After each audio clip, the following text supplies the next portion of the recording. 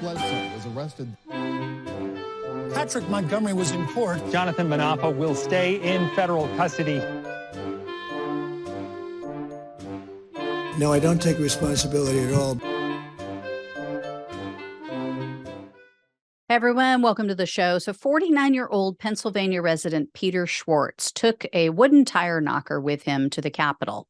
For those who don't know what that is, it's a piece of wood. It looks similar to a baseball bat, but they're typically about 18 to 19 inches long, and they're made of solid wood. And some of them have a weighted end, so they can be very dangerous. So Schwartz arrived ready for violence, absolutely. And when he entered the Lower West Terrace, the mob had already been attacking the police at that point, but Schwartz just took it to another level. He picked up a metal folding chair and he just chucked it at the officers. And the chair hit many of the officers. They say up to 7 officers were hit. It broke the police line, and so it allowed the mob to surge forward toward the building. A short time after that, Schwartz apparently found a police duffel bag, and it was filled with chemical munitions. There were, guns in there, like pepper spray guns. So he took one out and he started dousing the officers with it. Then Schwartz pulled out a different kind of spray and he started hitting the officers with that second chemical. After that, Schwartz entered the Lower West Terrace tunnel and he took, again, some of these pepper spray guns out and he started giving them to other members of the mob. So 2 men in particular, Marcus Malley and Jeffrey Brown, used those pepper spray weapons on the police. So they were named as Schwartz co-defendants. And you guys might remember last week I shared with you the sentencing for Jeffrey Brown. So Schwartz then took part in the heave-ho, that rocking back and forth with everyone that was crushing the officers. And then sometime later, Schwartz left the tunnel and he left the Capitol grounds. And he was very proud of his actions. He texted numerous friends and family. He said things like, quote, "We are on our way back from DC. I started that. The first chair at the cops, stole their shit and used it on them." Also, quote, "We winning. I started a riot." And quote, the first chair at the cops and stole their mace from them and used it against them." The next day he texted, quote, "I threw the first chair at the cops after they maced us. Then we all charged them. I got 2 duffel bags they left behind full of mace and tear gas, and I kept some and passed the rest out, and we got them." So Schwartz also posted on Facebook and he threatened, quote, "What happened yesterday was the opening of a war. I was there, and whether people will acknowledge it or not, we are now at war." So Schwartz was arrested on February 4th of 2021, and he was indicted on charges of 4 counts of assaulting officers with a dangerous weapon, civil disorder, obstructing an official proceeding, entering restricted grounds with a dangerous weapon, disorderly conduct on restricted grounds with a dangerous weapon, physical violence on restricted grounds with a dangerous weapon, disorderly conduct on Capitol grounds, and physical violence on Capitol grounds. I'm not sure if the prosecutor offered a plea deal in this case, but Schwartz went to trial in December of 2022, and he was found guilty on all counts. So based on the most serious of the felonies, Schwartz was looking at up to 20 years in prison, 3 years of probation, and $250,000 in fines. And the prosecutor asked for one of the longest sentences yet. The government requested 294 months in prison, 3 years of probation, and $2,000 in restitution, also a fine of $71,541. And for those trying to quickly do the math in your heads, that sentence would be 24 years and 5 months. Also, that $71,000 was because Schwartz had raised money online. He is going all over the place, which I'll explain in a minute, just portraying himself as a political prisoner. And they finally requested this legitimate sentence because Schwartz has an unbelievable criminal history dating all the way back to 1991. In total, Schwartz has been convicted 38 times for numerous violent assaults, including on women, on police officers, possession of weapons after being a convicted felon, also making terroristic threats. His most recent conviction was in 2020 for biting his wife's forehead and then repeatedly punching her in the face. And Schwartz, as with so many of Trump's other fine people, was on probation when he took part in the Capitol attack.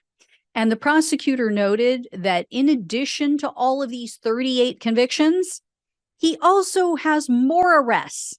He got in trouble with the law even more times, which didn't result in a conviction for whatever reason. And Schwartz has also shown zero remorse, as I mentioned, for his actions. As with all of these perpetual victims, he claims that he's innocent. He said the jury was biased.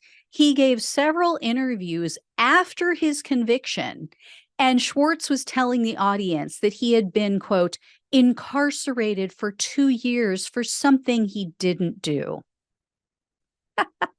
I mean, remember, not only do they have this guy dead to rights on video committing all of these crimes, but his own wife told the FBI everything he did that day.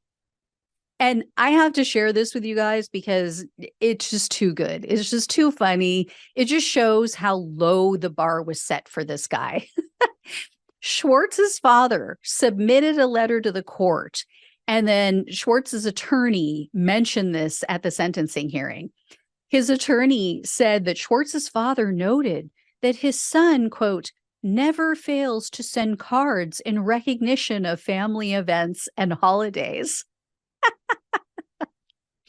Yeah. Wow. What a guy. This is a guy who has punched women in the face. He has threatened to kill them with weapons in his hand. He has viciously and violently attacked the police, not just on January 6th, on numerous occasions. And his father wants to talk about birthday cards. I feel like I'm losing my mind. I mean, I guess now we know why Schwartz ended up the way he did, you know, when the bar is set that low. So Schwartz spoke at the sentencing hearing briefly. He told the judge, quote, I just want to say that I do sincerely regret the damage Jan 6 has caused to so many people and their lives. Yeah, not what I did. No, what January 6th has done to people in their lives.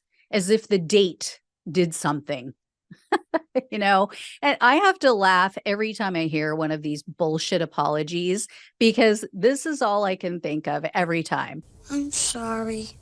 It's too late. It's too late for that.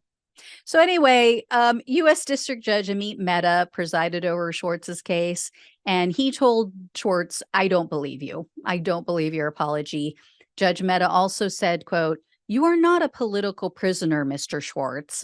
You're not somebody who's standing up against injustice or fighting against an autocratic regime.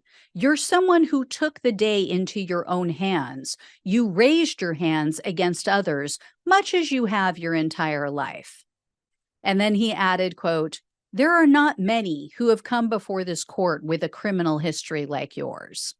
And quote, you are not Alexei Navalny.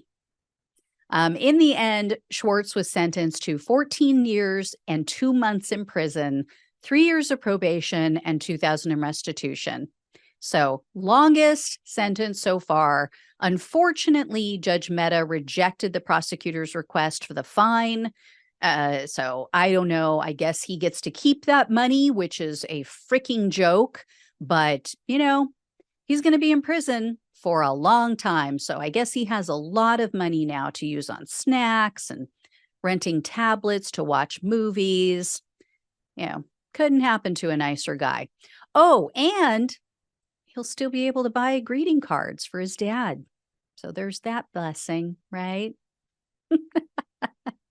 Lots of money for greeting cards for all those special occasions at the Schwartz family home.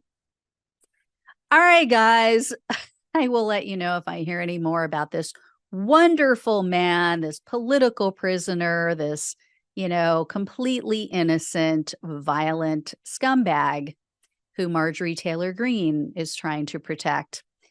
Thank you so much for watching and listening. Please like, share, and subscribe. Please donate if you can. It really helps to keep the show going. Thank you guys so much. Take care, and I'll talk with you soon.